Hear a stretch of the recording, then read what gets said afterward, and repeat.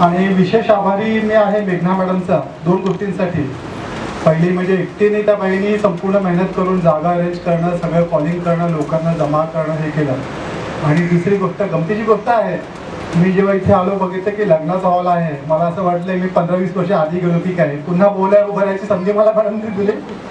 त्यासाठी त्यांचा पण आभारी आहे. आपला आजचा कार्यक्रम जो आपण सुरू करतो, मला चेहरे एकदम असे माइल्ड वाटत आहेत. म्हणजे लोक अशी कंटाळलेली आहेत, बोर झालेली आहेत. आपल्याला बिझनेस करायचा, मग आपण असं राहून कसं चालणार. इव्हन माझे मेंबर्स पण मला असेच वाटतात, काही जण दुरक्या काढतायत. आता या पुढचं जे सेशन होणार आहे माझं, ते 1 ते 1.5 तासाचं सेशन असेल. आणि तिथं मी जे कव्हर करेन ते विषय हळूहळू टफ होत जातील. मला हे सेशन इंटरॅक्टिव्ह करायचं आहे. मी जे बोलेन, तुम्हाला डाऊट असेल तर लगेच विचारा मला. मी इथे गव्हर्नमेंटच्या स्कीम्स कव्हर करेन, बिझनेसच्या नवीन आलेल्या संधी उपलब्ध ज्या आहेत त्याच्याबद्दल माहिती देईन. तिथं मला तुमचं पार्टिसिपेशन लागणार आहे. काही डाऊट असतील हात वर करा, लगेच विचारा.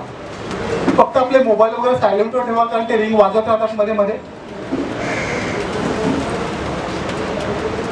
हे चित्र जे तुम्ही बघताय तुम्हाला कदाचित दिसणार पण नाही इथे, पण मी बोलतो त्याकडे लक्ष द्या. तुम्हाला नोटपॅड त्यासाठीच दिलाय की जे काही सुचेल, जे मी सांगत जाईल ते नोट करत चला. कारण ही माहिती आहे ही सहजासहजी उपलब्ध होत नाही.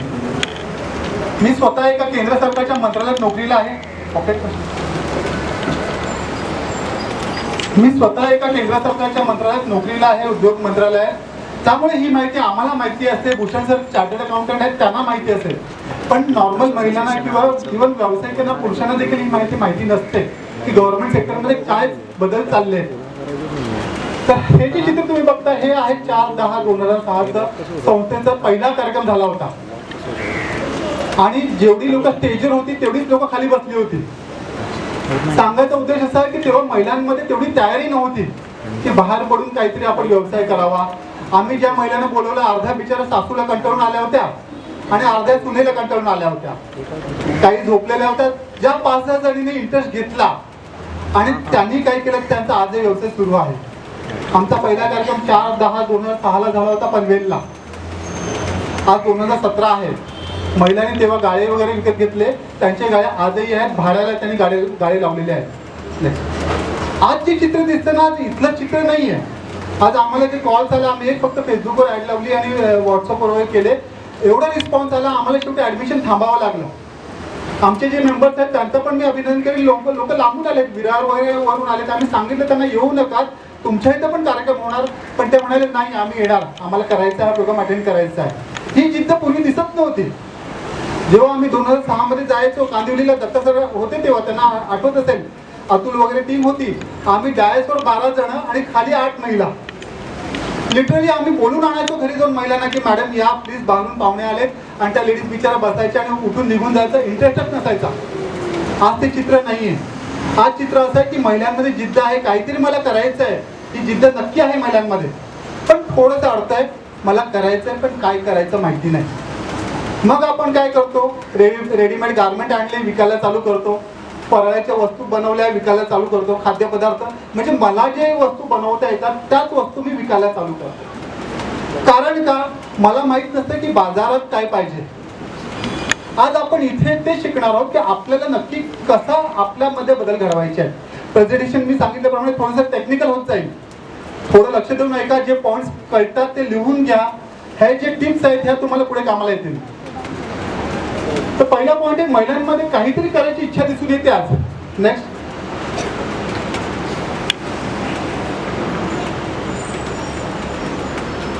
महिलांमध्ये काहीतरी करायची इच्छा दिसून येते. मात्र बऱ्याच महिलांना नेमकं काय करायचं ते सुचत नसतं. इच्छा तर खूप असते. आम्हाला फोन येतात, सर असा प्रॉब्लेम झालेला आहे घरी, मी नोकरी सोडलेली आहे, माझं छोटा बच्चू आहे, मला काहीतरी करायचं आहे, काय करू. बऱ्याच महिला आमच्या स्वतःच्या सेशन्समध्ये येतात तेव्हा सांगतात की आम्हाला यादी द्या बिझनेसची, आम्ही यादीमध्ये बघून बिझनेस करतो. हे काय हॉटेलचं मेन्यू बुक नाही ना की आपण मेन्यू सिलेक्ट केला आणि बिझनेस केला. त्याला काही निकष असतात. मला बिझनेस करताना काय लागणाऱ्या गोष्टी.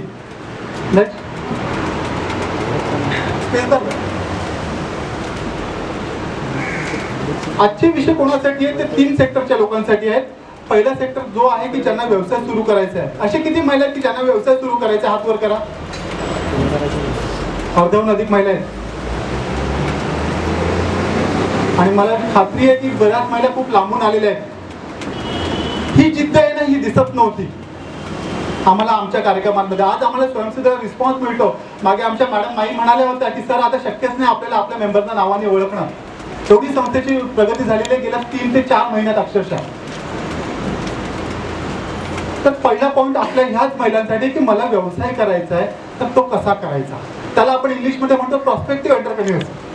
की व्यावसायिक ज्याला इच्छा आहे करायची पण दिशा माहिती नाही कसं करायचं. सेकंड पार्ट आपला असणार आहे की ज्यांचा व्यवसाय सुरू आहे. अशा किती महिला ज्यांचा व्यवसाय सुरू आहे? एक 10-20% लोक अशी पण आहेत ज्यांचा व्यवसाय सुरू आहे करायचा आहे. मग अशा महिलांना आपला बिझनेस पुढे कसा वाढवायचा. एक महिला मी सांगतो, आज तुम्ही मार्केटिंग करत असणार, काही ना काही वस्तू विकत असणार किंवा ट्युशन क्लासेस चालवत असतात, त्यापेक्षा मोठं चित्र आज आपल्याला इथे बघता येईल. आणि तिसरा गट असा आहे की बचत गटांमधील महिला. बचत गटांमध्ये किती जण आहेत? बरीच जण बचत गटांमधील देखील आहेत. गुगलवर पहिल्या नंबर येणं साधी गोष्ट नसते आणि सातत्याने 5 वर्ष येणं साधी गोष्ट नाही. 1 रुपया खर्च करत नाही आम्ही ऍडव्हर्टायझिंग. प्रेझेंटेशन सुरू करताना किंवा ते करण्यापूर्वी मी काही महत्वाच्या बाबी तुम्हाला सांगेन. त्यातली सगळी पहिली बाब म्हणजे आज एक मी सेशन अटेंड केलं, माहिती मिळवली म्हणजे मी उद्योजिका होते का? मी होणार नाही. कारण आपल्याला इथे वेळेचं बंधन आहे. 2 ते 4 तासात आपण सगळं. आम्ही समजा तुम्हाला उद्योग आधार म्हटलं तर उद्योग आधार म्हणजे काय, तो गुगलवर सर्च करा. सगळी माहिती इंटरनेटवरची आहे, इंटरनेटवर अवेलेबल आहे. गुगलवर सर्च करा. आपण युट्यूबवर गाणी ऐकतो, बाकी सिरियल्स बघतो, रेसिपी बघतो. आपण आता शोधायला पाहिजे माहिती. आणि तिसरा महत्त्वाचा पॉईंट आहे सेल्फ मोटिवेशन. तुमच्यामध्ये स्वतःमध्ये जर आग असेल काही करण्याची तरच तुम्ही करू शकता. नाही तर असे 100 तुम्ही उपक्रम अटेंड करा, उद्योग साधनांना या काही फायदा होणार नाही.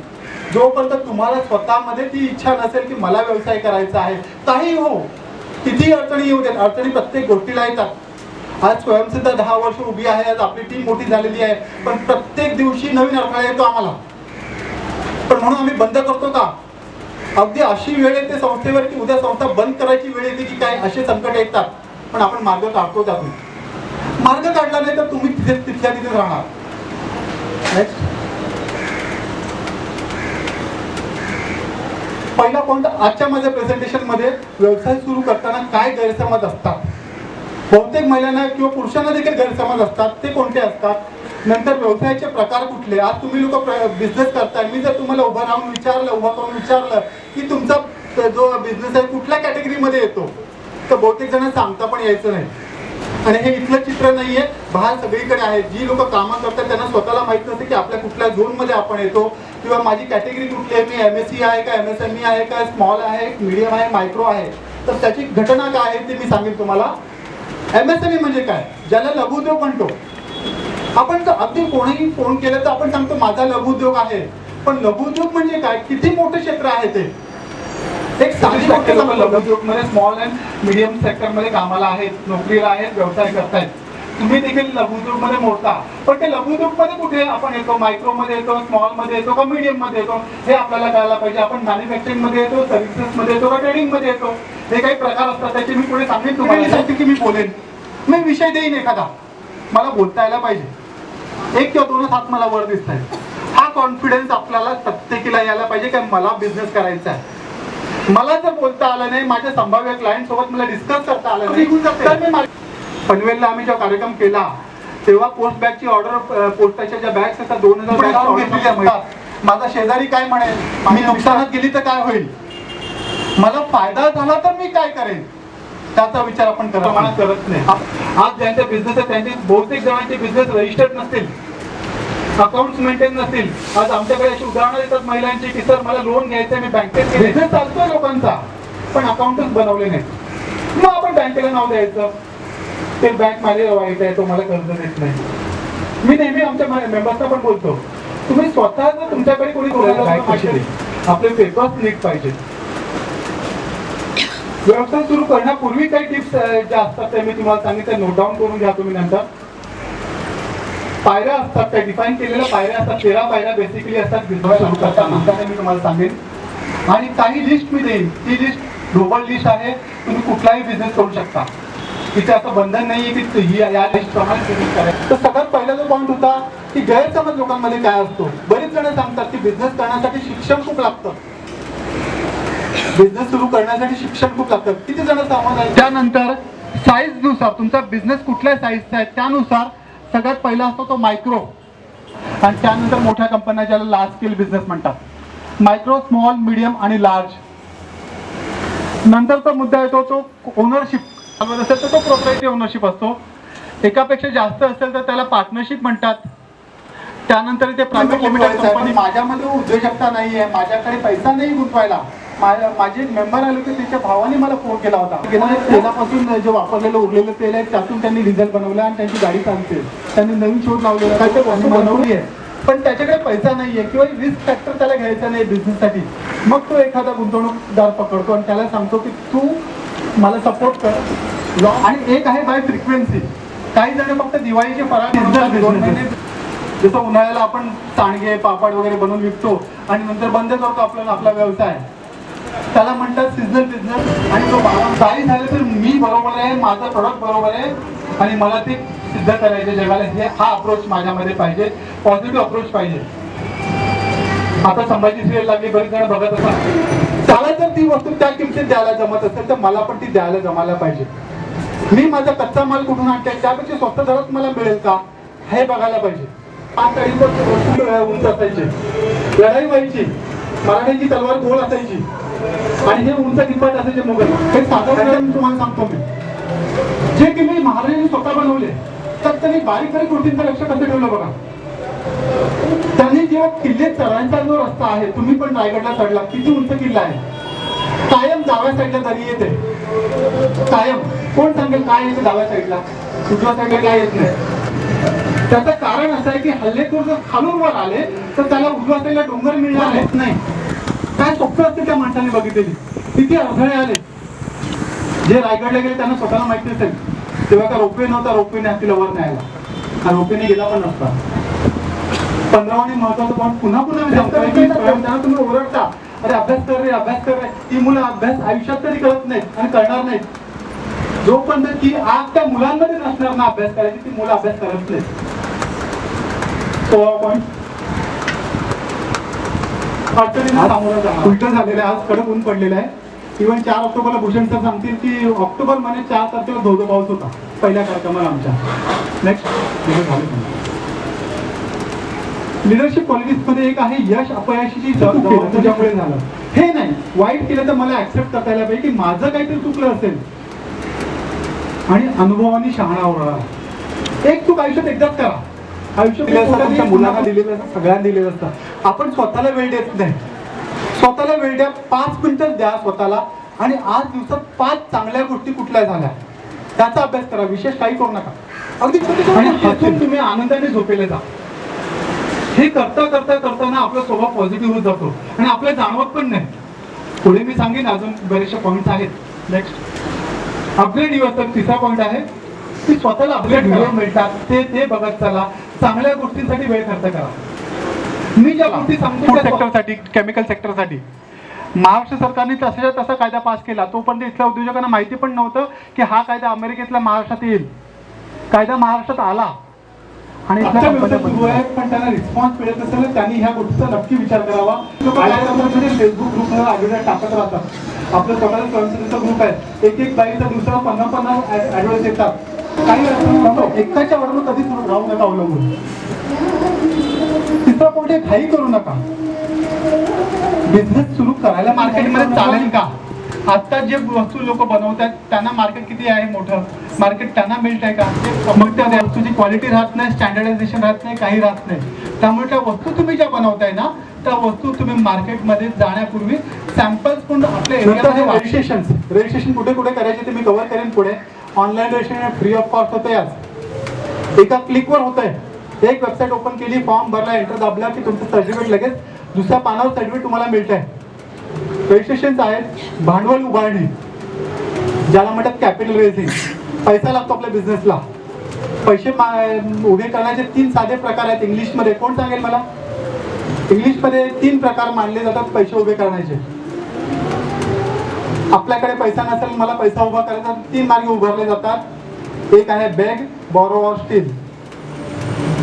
बेग, बॉरो और स्टील. आपण बेग करायचं नाही म्हणजे आपण कोणाकडे भिका मागायच्या नाहीये. आपण बॉरो करू शकतो, आपण लोन घेऊ शकतो, आपण स्टीलही करायचं नाही, चोरी करायची नाही. तर आपल्याला मग कर्ज घ्यावं लागलं. पुढचे 3 म्हणजे मॅन, मटेरियल आणि मशिनरी उभे करायचे. मॅन म्हणजे पुरुष नाही, मॅन म्हणजे लेबर उभं करायचं आहे आपल्याला. त्याला लागणाऱ्या प्रोडक्ट उभ्या करायचे. म्हणजे माझी टूथपेस्ट पण आहे, ब्युटी पार्लरची क्रीम पण आहे, सगळंच मी विकतो. आता मोबाईल येतील. ह्या वस्तू आपण बनवले की वस्तू व्यवसाय वाढवायचा, डायव्हर्सिफाय करत चला. तोच प्रोडक्ट घेत नाहीत लोक. तुम्ही स्वतः विचार करा, तुम्ही घेता का प्रोडक्ट तेच. त्यात पॅकिंग बदलत चला, क्वालिटी बदलत चला, एसेन्स बदलत चला, काय नाही काही बदला. स्टॅटिक राहिलं तर कोणीही मार्केटमध्ये. आणि शेवटचा पॉईंट आहे बिझनेस कंटिन्युटी मॅनेजमेंट. बिझनेस माझा कंटिन्यू राहायला पाहिजे. आपण स्वतः सगळे प्रोप्रायटरी बिझनेस चालवतो. आपल्याला आपली पर्सनल लाईफ आहे, फॅमिली लाईफ आहे, आपल्याला गावी जावं लागतं. बचत गटांमध्ये हा प्रॉब्लेम खूप होतो की ऑर्डर एखादी मिळते आणि ती बाई गावी गेलेली असते आणि वस्तू बनवायला कोण नसतं. पर्यायी व्यवस्था करता यायला पाहिजे. एकेकाळी पुरुषांमध्ये शेविंगचं सलून कॉमन असायचं. त्या नाव्या काहीच माणसं जायचं. प्रोडक्शन चालू होतं. प्रोडक्शन चालू झालं की आपलं मार्केटिंग चालू होतं. मार्केटिंग चालू झालं की आपण जर कर्ज घेतलं असेल तर कर्ज परत फेडायचं असतं. बँकेने आपल्याला फुकट कर्ज दिलेलं नसतं. कर्ज फेडायचं असतं तर कर्ज फेड चालू करायची आणि त्यानंतर पुढे आपल्याला व्यवसाय वाढवायला पाहिजे. तोच प्रोडक्ट विकायला लागला ना तर आपलं मार्केट चालणार नाही. एक साधा उदाहरण आपण घेतो पतंजलीचं. पतंजली मार्केटमधून 8-10 वर्ष झाली असेल. आत्ता ते 4-5 वर्ष नाव रुपाला आलं. डाबर कंपनी किती वर्षापासून आहे? आज पतंजली का चालते आणि डाबर का चालत नाही? हा, व्हरायटी आणि काय कोण सांगा कारण? क्वालिटी. डाबरची पण क्वालिटी चांगली असते. डाबरने जे प्रोडक्ट प्लेसमेंट केले ना, डाबरने काय प्लेस केलं की माझे औषध आहेत आणि बाबा रामजींनी काय प्लेस केलं की माझं FMCG प्रोडक्ट आहे. म्हणजे माझी टूथपेस्ट पण आहे, ब्युटी पार्लरची क्रीम पण आहे, सगळंच मी विकतो. आता मोबाईल येतील. ह्या वस्तू आपण बनवले की वस्तू व्यवसाय वाढवायचा, डायव्हर्सिफाय करत चला. तोच प्रोडक्ट घेत नाहीत लोक. तुम्ही स्वतः विचार करा, तुम्ही घेता का प्रोडक्ट तेच. त्यात पॅकिंग बदलत चला, क्वालिटी बदलत चला, एसेन्स बदलत चला, काय नाही काही बदला. स्टॅटिक राहिलं तर कोणीही मार्केटमध्ये विचारत नाही. रेल्वेला लागणाऱ्या वस्तू कोण देतं? तुमच्यासारखेच उद्योजक देतात. आमची एक मॅडम बागवे मॅडम होती 2005-06 साली. त्यांनी रबरचे प्रोडक्ट बनवायला शिकले. रबरचे छोटे प्रोडक्ट. मी कायम आमच्या महिलांना सांगतो की पापड लोणच्याच्या बाहेर पडा, मार्केट खूप मोठं आहे, त्याचा अभ्यास करा. त्या मॅडमने रबर प्रोडक्टचे ट्रेनिंग घेतलं. मला म्हणाले सर मला रबरचे प्रोडक्ट बनवायचे, ट्रेनिंग कुठे घ्यायचं? मी त्यांना IRMRA नावाची संस्था ठाण्याला आहे, तिथे ट्रेनिंगला पाठवलं. त्यांनी ट्रेनिंग घेतलं. रबरचे प्रोडक्ट त्यांनी बनवायला चालू केली. त्यांना पहिली ऑर्डर कुठून मिळाली सर? इंडियन रेल्वेची ऑर्डर मिळाली. काचेच्या बाजूला जी रबरची कुशन असतं ना, ती बनवायची ऑर्डर 40 लाखाची ऑर्डर त्यांना तेव्हा मिळाली. त्यांच्या मिस्टरांनी बिझनेस सोडला, स्वतःची नोकरी सोडली, बायकोला जॉईन केलं.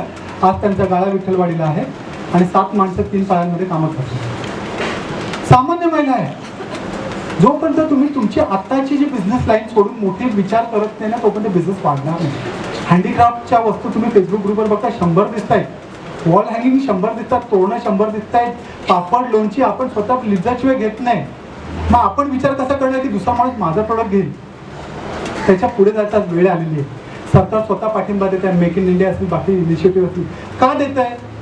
आपण जेव्हा लघुउद्योग म्हणतो ना, तेव्हा आपल्या समोर हे गृहोद्योगच येतात. पापड बनवणं, लोणचं बनवणं, फार वस्तू, ह्या वस्तू बनवणं. चायनामध्ये जेव्हा आपण गृहोद्योग म्हणतो तेव्हा काय करतात? मोबाईल घरी आणून असेंबल करतात. इलेक्ट्रॉनिक वस्तू घरी किलोने आणून बनवतात. लिटरली किलोनी वस्तू आणतात, ती लोकांना घरी असेंबल करतात आणि वस्तू विकतात कंपन्यांना परत. ते देश पुढे का गेले? ते टेक्नॉलॉजीच्या सोबत राहिले. म्हणून सरकारने आज जे मेक इन इंडियावर केलेलं आहे, 2002 साली मनमोहन सिंगांनी हे कॉन्सेप्ट आणला होता की 40 लाख लोक आपल्या देशातली टेक्नॉलॉजीशी निगडीत व्हायला पाहिजे. आपल्या महिला असतील, तरुण पिढी असेल, त्यांना नवीन टेक्नॉलॉजीज यायला पाहिजे. त्यांनी त्या प्रोग्रामला नाव दिलेलं आहे NMC. स्वतःचा C आहे. किती जण हात वर करा? 1 2 3 4 जण आहेत 100-125 लोकांमध्ये. बिझनेस बरीच जण करतायत, पण आपण ह्या गोष्टी करत नाही. का करत नाही? आपण विचार करतो माझा पुढे एवढा बिझनेस मोठा आहे, मी तर 10,000 महिन्याला कमवते, मी तर 20,000 कमवते, काय गरज आहे? पण हे अकाउंट मेंटेन करा प्रॉपर माणसाकडनं. प्रॉपर जो टॅक्स कन्सल्टंट असेल किंवा चार्टर्ड अकाउंटंट असेल, वर्षाला एकदा तुम्हाला 2-3-4 हजार रुपये खर्च येईल, पण तुमचे रेकॉर्ड, तुमचे IT रिटर्न फाईल करत चला. अशी आमच्यासमोर अनेक उदाहरणं येतात. मगाशी पण मी बोललो की लोक येतात आणि सांगतात की सर माझं 10 वर्ष बिझनेस आहे, मला कर्ज काढायचं आहे, तू रेकॉर्ड मेंटेन केले का? नाही, रेकॉर्ड नाही मेंटेन केले. बँक तुम्हाला कुठल्या आधारावर कर्ज देईल? तर हे रेकॉर्ड मेंटेन करा प्रॉपरली. डॉक्युमेंट्स आणि लायसन्स जे काही लागणार आहेत तुमच्या बिझनेसला. अशा बरेच कंपनीज आम्हाला स्पर्धकांकडनं येतात की आमच्या एरियामध्ये एका महिलेने आपलं बचत गट चालू केलं आहे आणि कॅन्टीन चालू करते, माझं हॉटेल चालत नाही आणि त्या बाईकडे काहीच परवाने नाही आहेत, आता मला कंप्लेंट करायची, कशी करू? आम्ही त्यांना मार्ग सांगत नाही, पण तो माणूस आम्ही सांगितलं नाही म्हणून थांबणार नाहीये, तो कुठून तरी कंप्लेंट करणार. तर अशा वेळेस तुम्हाला काय करायचं की जे लागणारे परवाने सगळेच्या सगळे मिळवायचे. हे परवाने जर तुम्ही मिळवले नाहीत तर पुढे अडचणीत येऊ शकता. तुमचा बिझनेसला लागणारा आधार कार्ड नंबर असेल, पॅन कार्ड नंबर असेल, बाकी डॉक्युमेंट्स असेल, लायसन्सेस असेल, परमिट असेल, काढून घ्या. बिझनेस वाढवायचा असेल तर ISO वगैरे घ्या. त्याने एक विश्वासार्हता निर्माण होते की अरे ह्या कंपनीला ISO आहे. जी लोक बिझनेस चालवतात, शक्य झालं तर आपल्या नातेवाईकांना कोणाला तरी घेऊन, मिस्टरांना घेऊन आपली कंपनी प्रोप्रायटीवरून प्रायव्हेट लिमिटेडवर आणता येईल का याचा विचार करा. कारण बघण्याचा दृष्टिकोन लोकांचा बदलतो. एक प्रायव्हेट लिमिटेड कंपनी बनवायला 20 ते 25 हजार रुपये खर्च येतो, विशेष येत नाही. पण समोरचा माणूस जो बघतो ना की हा एक जो प्रोडक्ट आहे हा एका माणसाने, एका व्यक्तीने, प्रोप्रायटरी व्यक्तीने बनवलेला आहे आणि दुसरा प्रोडक्ट एका प्रायव्हेट लिमिटेड कंपनी बनवलेला आहे, तेव्हा बघायचा दृष्टिकोन बदलतो. तुम्हाला प्लस पॉईंट मिळतो तिथे. जो ग्राहक आहे तो विचार करतो अरे ह्या कंपनीचं प्रोडक्ट आहे, तर ते तुम्ही करू शकता. खर्च येत नाही त्याला जास्त, एकदा वन टाइम इन्व्हेस्टमेंट असते. ती इन्व्हेस्टमेंट करायला शिका. आपल्या महिला खर्च करायला चुका करतात. जिथे पाहिजे तिथे खर्च करत नाही, नको तिथे खर्च करतात. आपण आजही जे 300 रुपये खर्च केले हे स्वतःसाठी केले, ते लक्षात घ्या. माझ्या स्वतःच्या अपग्रेडेशनसाठी खर्च केले. टाइमली रिसर्च करा आणि फोकस राहा. जे आपल्या सेक्टरमध्ये ज्या घडामोडी घडत आहेत ना ती माहिती माझ्याकडे पाहिजे. मी मसाले बनवते पण उद्या गव्हर्नमेंटनी जर एखाद्या मसाल्याच्या प्रोडक्टला बंदी घातली, एखाद्या केमिकलला बंदी घातली, तर मला माहिती पाहिजे ही बंदी घातली. मग त्या सेक्टरमध्ये जर्नल्स मिळतात, मॅगझिन्स मिळतात, ते वाचायचं काम करायला पाहिजे आपण. एक्सपर्टची मदत घ्यायला कचरू नका. जो कोण एक्सपर्ट असेल त्या क्षेत्रातला, अकाउंटच्या बाबतीत चार्टर्ड अकाउंटंट असेल, भले त्यांना पैसे द्या, फी द्या, पण ती माहिती मिळवा. कंजूसपणा करू नका त्या ठिकाणी. नेक्स्ट, आपली आयडेंटिटी निर्माण करा, ऑफलाईन आणि ऑनलाईन. ऑनलाईन आयडेंटिटी निर्माण करणं सोपं असतं, तंत्र असतं त्याचं. ऑफलाईनमध्ये तुम्ही स्वतःचा लोगो बनवा. किती जणांचा लोगो आहे इथे?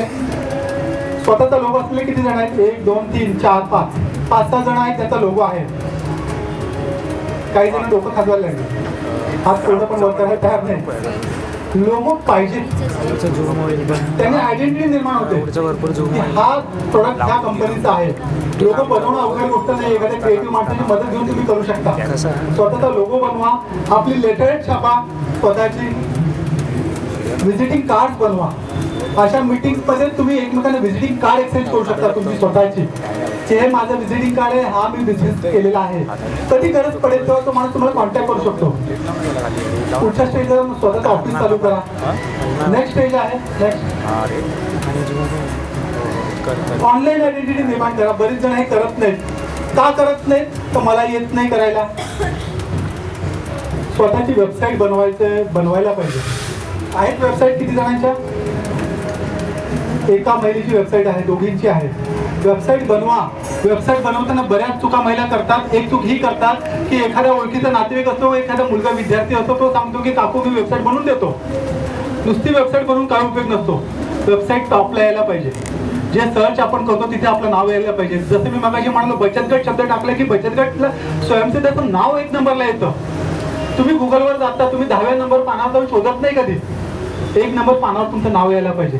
तो प्रयत्न करा. त्याला SEO म्हणतात, SEM म्हणतात. हा प्रयत्न करायला पाहिजे, त्याला खर्च करायला पाहिजे. वेबसाईट बनवा. ID स्वतःचा बिझनेसचा बनवा. जर वेबसाईट असेल तर त्या वेबसाईटला स्वतःचा ID बनवून मिळतो आपल्याला. समजा माझा abccorporation.com असेल तर health@abccorporation.com. Gmail ID, Yahoo ID वापरू नका. भले त्या बॅकएंडला सिंक करून घ्या, पण वापरू नका. स्वतःचा फेसबुक पान बनवा. बरेच जण फेसबुक पान बनवतात, एकदा बनवतात, पुढे काही बनवत नाही, अपडेट करत नाहीत, त्याने सोडून देतात. आपल्याला फेसबुकमध्ये लोकांपर्यंत पोहोचता येतं. तुमचं पर्सनल पान वेगळं ठेवा आणि फेसबुकचं पान वेगळं ठेवा, बिझनेसचं पान वेगळं ठेवा. पर्सनल पानावर शक्यतो बिझनेसचं काही टाकू नका आणि बिझनेसच्या पानावर तुमच्या पिकनिकचे फोटो टाकू नका. तिथे फक्त तुमच्या बिझनेसच्याच माहिती पाहिजे. तर बिझनेसचं पान कसं बनवा, ट्विटरचा हँडल, लिंक्डइन वगैरे हे अकाउंट ओपन करा. सगळं मोफत आहे. ह्या संधीचा फायदा घेता यायला पाहिजे, कारण तुमचा जो स्पर्धक आहे तो घेतो याचा फायदा. तो थांबत नाहीये, तो पुढे निघून जातो, आपण बघत राहतो. नेक्स्ट,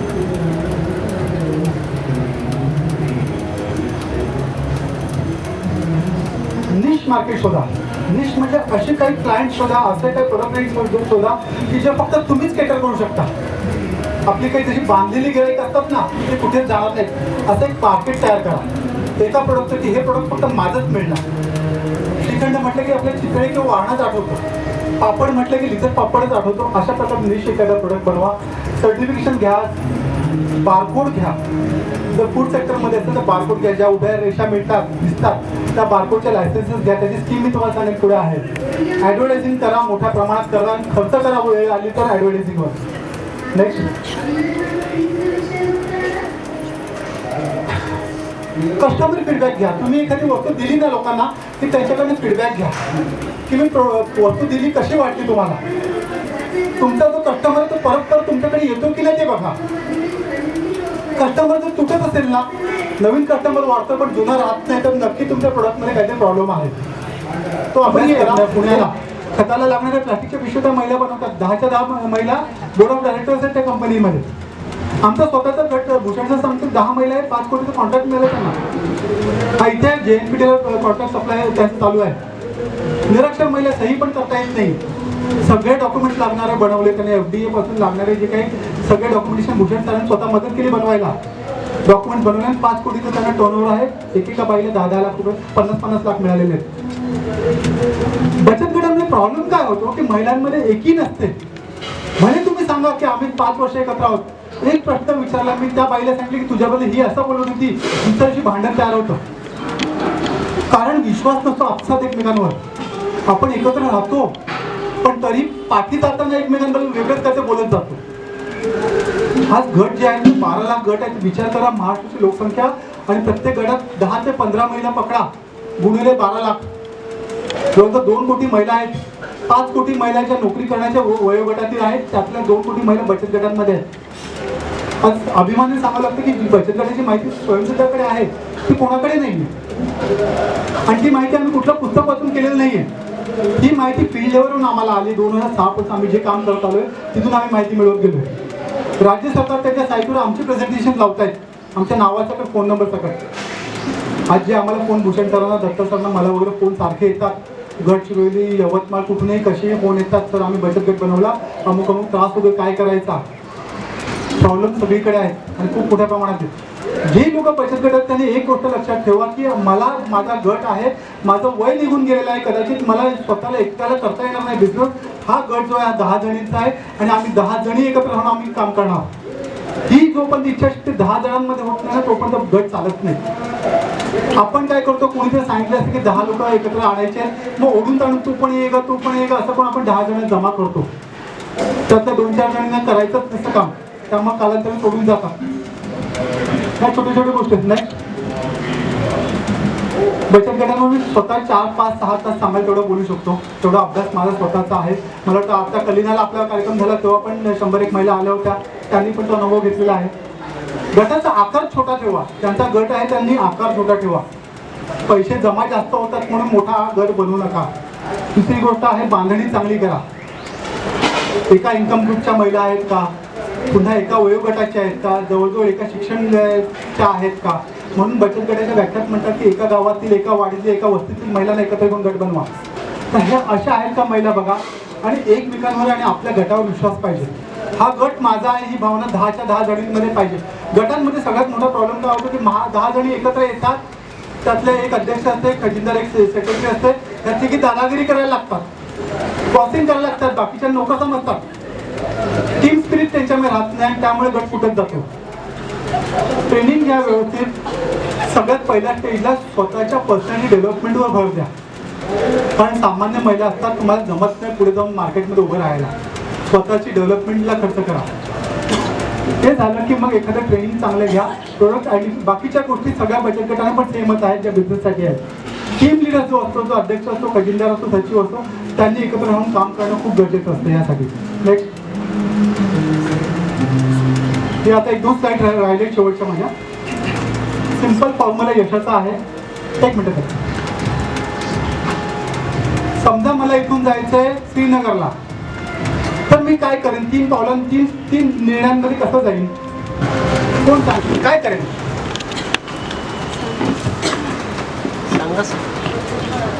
माझ्या दृष्टीने विचार करायचा झाला तर मी तिथपर्यंत पोहोचण्यासाठी कुठलं व्हेकल वापरायचं याच्यावरती विचार करेन. त्याच्यानंतर ते खिशाला किती परवडेल याचा विचार करेन आणि नंतर याच्यातलं डिसाईड करेन. एक्झॅक्टली बिझनेस चालू करताना की ठरवायचं जाना काय आहे, म्हणजे माझं प्रोडक्ट, माझं ध्येय काय लाईफमधलं, सगळ्यात पहिले ते ठरवा की मला जायचंय कुठे. दुसरा विचार करा की अभी कहाँ हो, मी आता कुठे आहे तिथे जाण्यासाठी. आणि तिसरा, जाओगे कैसे, तिथपर्यंत तुम्ही पोहोचणार कसा. या 3 गोष्टी जर तुम्ही ठरवल्यात तर तुम्हाला काही गरज पडणार नाही कोणाच्याही मदतीची. नेक्स्ट, ही बहुधा माझी शेवटची स्लाईड आहे. हां, एक पॉईंट सांगत जाईल. सगळ्यात पहिले ड्रीम बिग, मोठी स्वप्न बघायला सुरू करा. छोटी छोटी स्वप्न बघायची नाही. हा पुन्हा एक छोटं स्वप्न बघणं. आपलं आयुष्य 50-60 वर्षांचं आहे, त्यातली 10-20 वर्ष आपल्याला समजायच्यात निघून जातात. शेवटची 10-20 वर्ष आपण काही करू शकत नाही. म्हणजे प्रोडक्टिव्ह वर्ष आपली 20 ते 25 वर्ष आहेत. ह्या वर्षात जर मी छोटी स्वप्न बघायला लागले, मला 5,000 आणि 10,000 कमवायची महिन्याला, तर माझा उपयोग नाही आहे बिझनेस करून. स्वप्न मोठी बघत चला. Identify your core competence. मी कशात एक्सपर्ट आहे ह्याचा विचार करा. ज्याला मी नेहमी माझ्या प्रत्येक मेंबरला सांगतो की स्वची ओळख, मी कोण आहे, मला काय करता येण्यासारखं आहे, ह्याचा शोध घ्या. बरेच जणांच्या आयुष्याच्या शेवटच्या दिवसापर्यंत कळत नाही की मी कोण आहे. त्यानंतर चेंज युअरसेल्फ, स्वतःला बदलत चला. मी आज जिथे आहे तिथून मला स्वतःला बदलायचं. माझी हेअरस्टाईल बदलेन, माझी बॉडी लँग्वेज बदलेन, माझी ड्रेसिंग सेन्स बदलेन, माझे एटिक्वेट्स बदलेन, मला बोलता नीट यायला पाहिजे, माझा कॉन्फिडन्स वाढला पाहिजे. त्यासाठी प्रयत्न करत चला. आपल्याला स्वतःला माहिती असतं, बेसिकली प्रत्येकाला माहिती असते की मी कुठे कमी पडते, पण आपण दाबायचा प्रयत्न करतो, आपण ते क्लिअर करायचा प्रयत्न करत नाही, म्हणून आपण पाठी पडतो. नेहमी आपण म्हणतो ना की माझा मुलगा मोबाईल खूप चांगला चालवतो, माझ्या मुलाच्या हातात मोबाईल द्या, मोबाईल चांगला चालवतो, मला येत नाही तेवढं चांगलं चालवतो. माझं मूल पुढे गेलेलं असतं का मी पाठी राहिलेली असते. माझं मूल त्या वेवमध्येच असतं, मी पाठी पडत गेलेली असते. आपल्याला अभिमान वाटतो, आपल्याला ॲक्च्युली तिथे वाईट वाटायला पाहिजे की मी पाठी पडली, माझा मूल जे 2री-3री मोबाईल चांगलं चालवतं. वय निघून गेलेलं कधीच नसतं. Don't try to prove. एखाद्याने सांगितलं म्हणून व्यवसाय करू नका की तिने केलं ना मी करून दाखवते, मग त्या लेवलला जाऊन तुम्ही थांबाल. चॅलेंज स्वतःला करत चला. स्वतःमध्ये इन्व्हेस्ट करा. जे तुम्ही खर्च करता ना ट्रेनिंगसाठी वगैरे, तो खर्च नाही आहे तुमचा. आज जे 2-4 तास खर्च केलेत, हा वाया नाही गेलाय. जर तुम्ही नीट उपयोग केला तर ह्याचा फायदा होऊ शकेल तुम्हाला. हा इन्व्हेस्टमेंट हे करत चला. चूज युअर कंपनी वाईजली असं म्हटलं जातं. सायकोलॉजिकल मानसशास्त्र दृष्टीने असा रिसर्च झालेला आहे की 30% वेळ माणूस आपल्यापेक्षा खालच्या लेवलच्या माणसांसोबत दिवसभरात घालवतो. खालच्या म्हणजे खालच्या जातीने नाही, पैशाने नाही, आपल्यापेक्षा बुद्धीने खालच्या लोकांच्या मध्ये घालवतो. जो निगेटिव्ह वृत्तीचा माणूस आहे, जो पाय ओढणारा माणूस आहे, अशांसोबत आपण 30% वेळ दिवसातला घालवतो. आपण अशा लोकांच्या संगतीत राहिलो तर आपण तसे होत जातो. आपल्याला जाणवत नाही की आपल्यात वाईट बदल कधी व्हायला लागलेले आहेत. आपण आपल्यापेक्षा चांगल्या लोकांच्या संगतीत राहिलो ना, आपण चांगले होत जातो. आपल्याला कळतं बोलताना चालताना की कोण व्यक्ती कशी आहे. आपण चांगल्या लोकांच्या संगतीत राहिलो, आपण हळूहळू तसे होत जातो. आपली कंपनी चांगली घ्यायला पाहिजे. Stay away from Shakuni kind of people. जी शकुनीसारखी लोक असतात ना, कान भरणारे. संभाजी मालिकेत तुम्ही बघत असाल, आता जी नोकऱ्यांनी चालू केलं संभाजी कान भरायला, तर तसे प्रकार करायचे ना. तशा लोकांकडून आवर्जून लांब राहायचं, आवर्जून. कारण ती लोक तुमचं लाईफ खराब करतात. जी लोक येऊन सांगतात ना पाठी की ही तुझ्याबद्दल असं बोलून तिचा विश्वास ठेवायचा नाही, तिला घेऊन जा त्या बाईकडे, वेगळंच कधी चित्र असेल. तर अशा लोकांपासून, शकुनी प्रकारच्या लोकांपासून लांब राहा. कृष्णासारख्या लोकांपासून जवळ राहा. शेवटी युद्ध तुमचं तुम्हाला लढायचं असतं. कृष्णाने ठरवलं असतं तर महाभारताचं युद्ध पहिल्या दिवशी संपवलं असतं. शक्य होतं की नाही? कृष्णाने अर्जुनाला काय सांगितलं, तुझं युद्ध तुला करायचं आहे, तसं तुमचं युद्ध तुम्हाला स्वतःला करायचं आहे.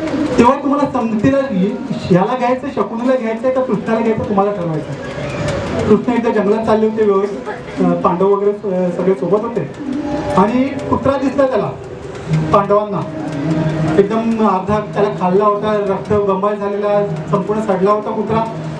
अर्जुन चिडला होता, किती पापी जीव आहे हा, संपूर्ण सडलेला आहे बघा, मी याला मारून टाकतो. कृष्ण काय म्हणाला, अरे तुम्ही त्याचं वाईट का बघताय, त्याचे दात चमकतात बघा, त्याने काय तर पुण्य केलं म्हणजे दात तरी चमकताय. म्हणजे कृष्णाने त्यात पण पॉझिटिव्ह पॉईंट बघितला. आपण अशा चांगल्या गोष्टी बघायचा प्रयत्न करतो. परस्यू युअर ड्रीम्स, जे स्वप्न बघितलं ना ते साध्य करण्यासाठी पाठी राहा. अडथळे 100% येणार. आज मेगा ब्लॉक आहे म्हणून मी आले नाही, आज ट्रेन लेट झाली, आज घरी पाहुणे आले, असं केलं तर आयुष्यात कधी तुम्ही पुढे जाणार नाही. Review your progress, don't never be satisfied our success. तुम्ही जे सक्सेस जे यश तुम्हाला मिळतं त्या बाबतीत तुम्ही सॅटिस्फाय राहू नका की चल बस आज आता मला 40,000 महिन्याला इन्कम मिळतोय, माझा मीटर चालू झालाय, आता मला पुढे वाढायचं नाही. ते अजिबात करायचं नाही, त्याच्या पलीकडे जायला पाहिजे, आपल्याला वाढवायला पाहिजे. कम्पीट विथ युअरसेल्फ, तुम्हाला जर मोठं व्हायचं असेल तर स्वतःशी स्पर्धा करायला शिका, इतरांची करू नका.